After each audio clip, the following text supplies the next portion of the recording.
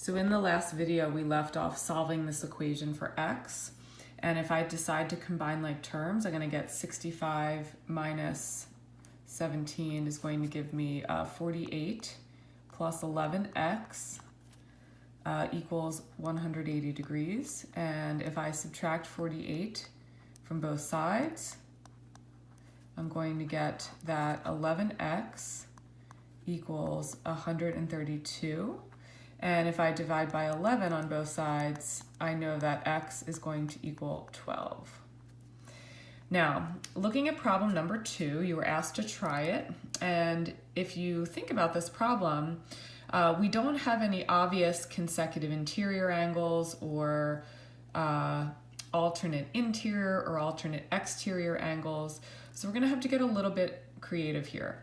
One thing to notice is that 136 plus this mystery angle 1 are a linear pair, meaning they lie together on a straight line and should add to 180. So one thing that I did was I said, okay, 180 minus 136 is going to give me 44. And I knew that this angle was 44. Then I would realize that angle 44 or 44 degrees was alternate exterior to 7x plus 9.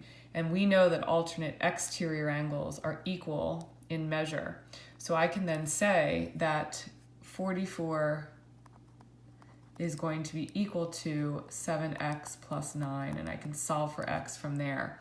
I can subtract 9 from both sides, and I could get that 35 equals 7x.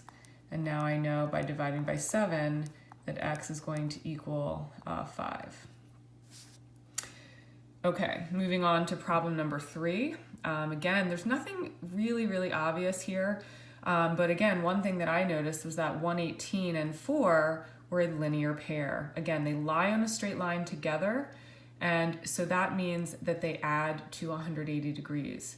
So one of your options was to say, okay, 118 plus what gives me 180 degrees? And the answer to that is 62. So if you think of this angle as 62 degrees, okay, then you could say that 62 degrees and 8x plus 6 are equal in measure because they are alternate interior.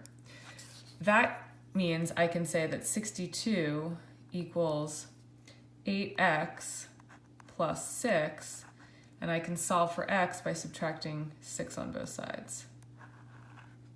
Okay, that gives me 56 equals 8x. If I divide by 8, I get that x is equal to 7.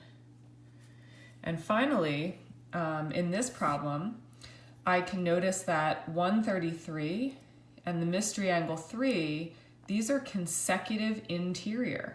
They're on the same side in between the parallel lines. So I can say that angle 3 must be equal to 47 because 47 plus 133 equals 180. Well, if angle 3 is 47, then I can figure other things out. I can notice that angle 2 and angle 3, again, are on a straight line. Straight lines add to 180.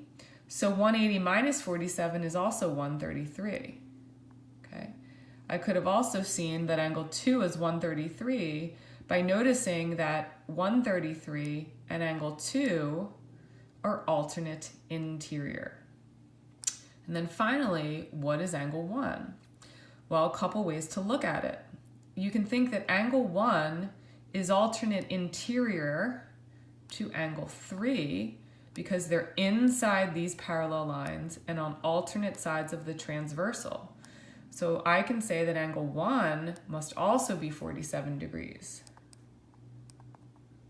Another way to look at it is to think that angle 1 and angle 2 are consecutive interior, therefore they must add to 180 degrees.